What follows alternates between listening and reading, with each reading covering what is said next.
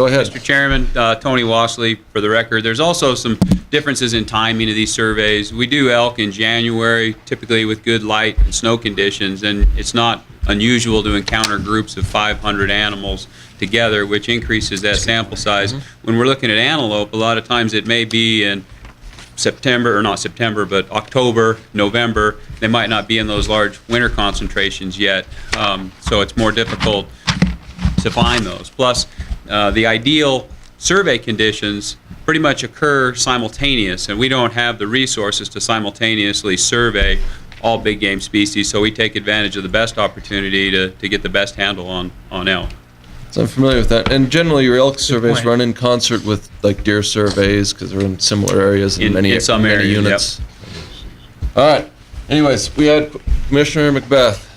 Mike, going back to the habitat, I know that BLM assesses range conditions, for purposes of livestock.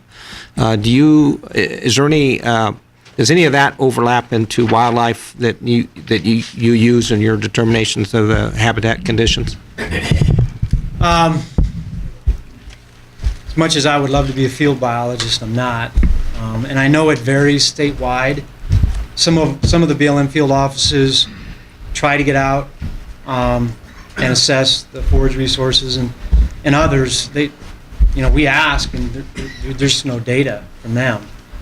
But I think our field biologists try to make contact where they may think that there's some data, get that information and help them with their assessment.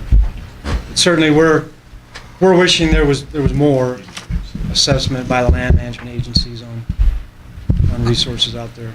I find that really surprising. So our public land management agencies are not doing forage, determinations. In other words, for purposes of everything from horses to cattle, and it's inconsistent. You're basically saying that they're not getting it done. Well, I guess I can't go that far. Maybe some others could chime in, but we definitely would hope that they could do more than less. But I mean, is it meeting their demands? I don't know, or their objectives in terms of how much they observe or data collect. I don't know. Okay, thanks. Commissioner Vogler. Mr. Rain, I hate to defend the BLM, I guess, but they do more than you think, and a lot of the allotments have a number of animals that are listed on there as having sort of their baseline that they allow, and then I think they believe that it's maybe just a miscommunication, that a lot of the things they assume that if there's that many animals there, and if you go out with them and there's an area that is obvious elk use or something other than livestock, then you could sit down and visit with them, and NDOW is there too, and try and mitigate if there is some damages. Where I have heartburn is we have drift from other states and from other things like reservations that have large populations of animals. That do you count those when they're coming into winter ranges in Nevada as part of your quota? Mr. Gilbertson mentioned that along the Idaho border, the reason for the early elk hunts there were when those elk pull out, they go into Idaho to winter. So is there an accurate count up there where they're pulling out maybe when you're doing your counts? If the pressure's on in White Pine County in Area 113, or we have a lack of snow, there's like 1,000 elk in the reservation and 1,000 elk in Utah. And maybe they only count 200 or so in 113. But to say that there won't be some drift is pretty disingenuous, because when you get a big snow, they all wind up in White Pine County, because they don't walk out into the Great Salt Lake so far. When you get down below Mount Wilson, down towards Pioche, there's a lot of elk that come out of Utah to winter that may be being counted in those units as Nevada elk, and they go back into Utah. So it's got to be a pretty tough job, I would say. Yeah. Can All I right. just follow up one Go ahead, quick one? Commissioner I Beth. just want to, just my personal experience on one ranch is that I think I've seen where BLM, on a yearly basis in determining, where cattle are going to go on a particular allotment, and I'm talking about my brother's ranch, 28,000 acres for the Cave Valley Ranch allotment, and they basically break it down by area within that allotment. And for instance, on the northern end, they make a comment that we don't meet the upland standard, whatever that is in BLM speak, but that doesn't meet the upland standard, and so they want less use on that portion of the allotment. And yet they'll say, you got good seedings, we want so many days on the seedings, and then they'll move them into the areas further south where there has been better range condition, and so on and so forth. So just for one ranch, I do know that they make some effort to do that. Now, again, if you're indicating that is by area, we're talking about the Ely district, and that's my only experience, and so. I know I had a question over here, and Commissioner left was asking whether or not we're drifting off subject. We might be just slightly, but we're going over. But we are going over the process, and that is quite important. And Mr. Gilbertson, I think, might have a point, might help to clarify this issue. Thank you, Mr. Chairman. For the record, Larry Gilbertson, Department of Wildlife. Really, it's been a long-standing, almost tussle between agencies over the years in who's responsible for what. And we've come to the agreement in Nevada for sure that federal agencies are responsible for monitoring the vegetation. It is their job. And we're responsible for monitoring the animals and the populations. And they do exactly what Commissioner Macbeth described. And they have so many allotments that they rotate their monitoring throughout, and so they don't get to every allotment every year. But we do depend on the federal agencies to provide us with information, except where, like Mike described, some of the winter ranges we've helped bring back after fires. We know they're key, we know they're important. We actually spend some of our time out there watching. In case the BLM doesn't have time, we don't want to see those seedings get destroyed by our animals. So we feel responsible, and we'll go out and actually monitor some of the ranges ourselves. And then we might just take action to reduce antelope, for instance, because of that. But now, twice that I remember in my 32 years, we had instances where the BLM brought forth data that we reacted on. One was with the Wilson Creek allotment down in Lincoln County in the 80s sometime. They monitored the high country, and what they showed us and they indicated was overuse by deer numbers. And we responded that very next season by having doe hunts there. To reduce the use on the shrub community up in the high elevations of the Wilson White Rock country. And then one other time on the Tamerlane allotment for elk, the BLM measured utilization by elk that they figured was causing that allowable use level you talked about, Commissioner Macbeth, to be reached too early in the season. And at that time, that was one of the first cow seasons we had down there, and we actually, if anybody from White Pine County remembers, we had a hunt that was 8-mile radius from the Cummins Lake, and that was to cover the Tamerlane allotment and try to disperse elk use out of there and reduce elk numbers. So that's kind of how we work with the agencies, and we do depend on them to bring us data. With elk, we've made more commitments to land managing agencies and to the livestock industry, and so that's why you've seen over the last 10 years, occasionally, we will have a monitoring effort that is paid for by usually Rocky Mountain Elk and others to monitor elk use in various places. And we've gone through that in the Jarvidge resource area, in the Bruno, and lately in the 076, the northeast corner up there. We've had hired consultants to go out and actually measure utilization by elk because we all made these commitments that we weren't going to let elk cause damage to the range. So sometimes you'll see us get involved that way. Okay, thank you. With Commissioner I had a question. In 033, do the feds still, in Sheldon, do they still fly that and do the population surveys? Yes, they do. They'll do a typically late July. Do you ever coordinate? They do it because they don't want to take anyone else's results, and sometimes your surveys are different from theirs, and do you ever coordinate their surveys with your surveys, or how does that work? Well, we're getting better at it, but I have to admit, I think we could be more on the same page. They do have some, ownership, I guess, a lack of a better word, and we don't always communicate in terms of, could we do one survey? I think we could, combined. They've got some, because they're a federal agency, they've got some issues with sharing the helicopter with a non-federal employee and this and that, but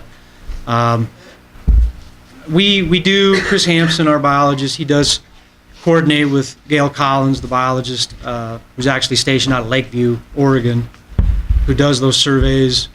And we haven't really seen a huge deviation. Their fawn ratios are going to be higher.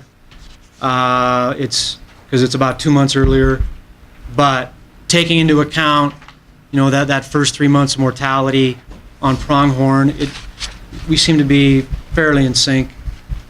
We are coordinating on a marking some pronghorn to learn about winter-summer range use with them. So hopefully it'll help maybe get us closer to survey and inventory efforts too. All right. So we are here on hunt 21, 51, 71, 61, 81. You ready for a motion? I think we're ready for motion. Go ahead, Kevin. Thank you, Mr. Chairman. I would make a motion that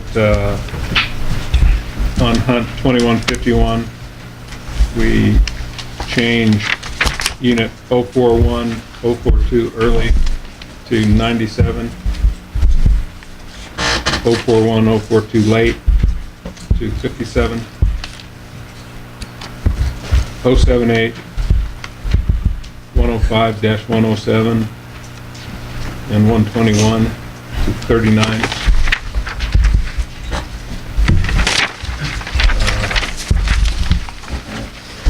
Do you want to take them by hunt, or do you want me to do all of them? Let's do all of them. Let's do it. Let's do the works. Resident antelope muzzleloader hunt 2171, unit 111 to 114, go from 5 to 7. Unit 115, 231, 242, go from 2 to 3. Unit 133, 145, 131, 145, 163, 164, go from 3 to 4.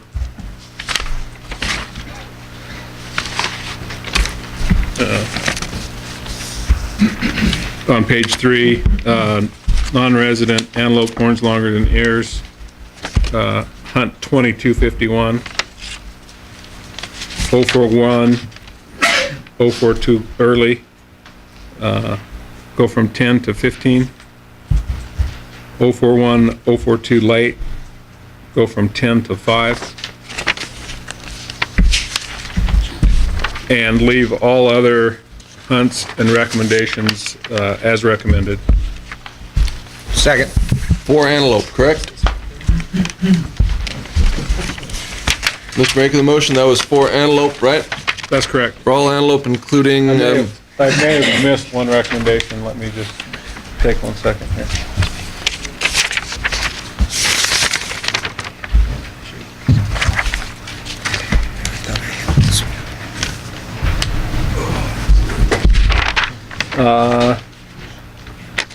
Lincoln County, I'll just make one little amendment to that. restate the motion slightly, as opposed to amend. Okay. I would just like to add to that motion. There you go. Resident antelope horns longer than ears, hunt 2161. Unit 221-223, 241, go from 6 to 9. What was that, 2151? 2161.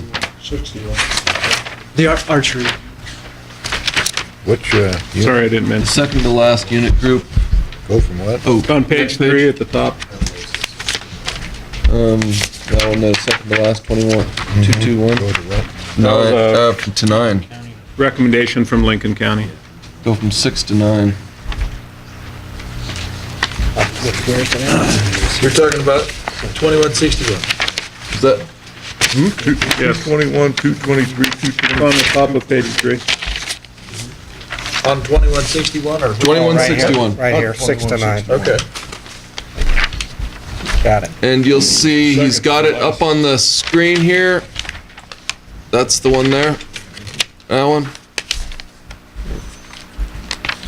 All right. Is that okay with seconder of the motion?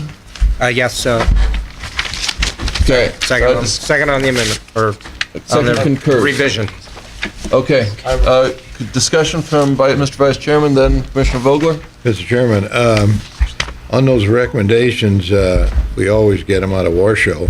On the hunt 2171, we're increasing the muzzleloader. As you recall, we had a proliferation of muzzleloader seasons recommended in the season dates, and we changed those and went back to what they were originally. So, based on demand success, what this is, I'd like to keep it with demand success and keep it what that's recommended by the department. And that is on 2171? On 2171, Is that those three changes there. that amendment, or is that a motion, or the suggestion, or? I'll make a motion to amend it to, on hunt 2171, on hunt 111-1114, to go back to the proposed quota by the department, which is 5, and on 115 to 231, 242, recommended by the department 2, and 131, 145, 163, and 164 to go back to 3 as recommended by the department.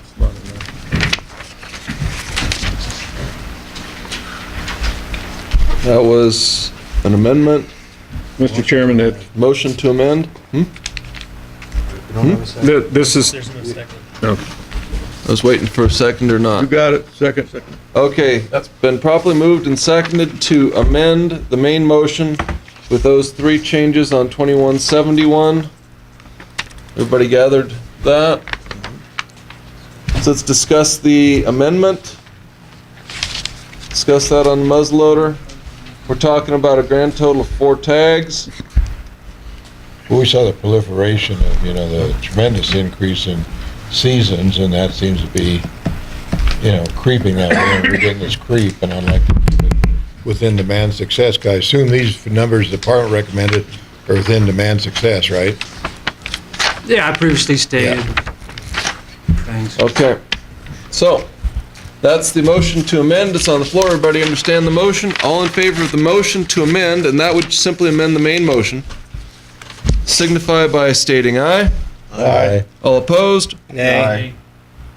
All right, all in favor signify by raising your hand.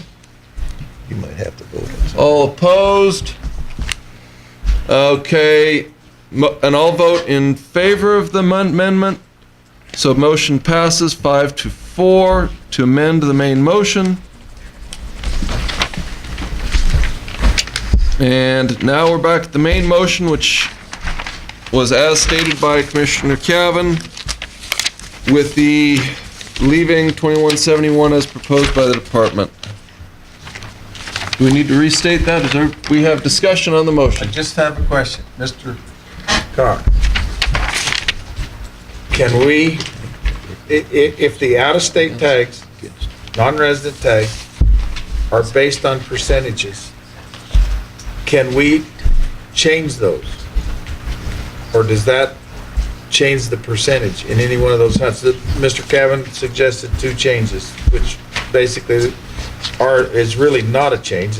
It's just the same numbers, just shifted. Is that going to get us in trouble with the percentages per unit? Per hunt? We can certainly double check with the spreadsheet here. I can plug those in if, with the change in the, commensurate change in the 041, 042 non-resident, that should be fine, but we'd have to probably look at 078 non-resident.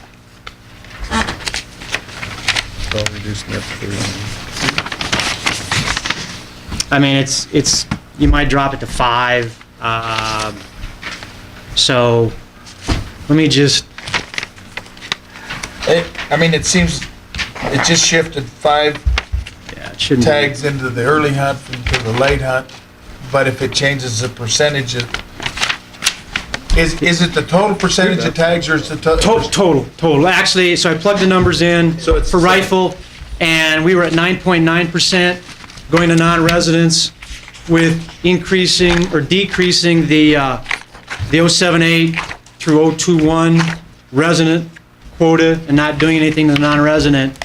Statewide, we went from 9.9 to 10.0. But I'll be watching that, but that is a good point. And sometimes, especially with this process of motions where you're doing all of them at the same time, we probably should take a moment if there's, because our residents are focused on resident tag quota recommendations, are not always focused on non-residents. But in this case, we're fine. There's no non-resident muzzleloader, and that wasn't changed, so I think we're good.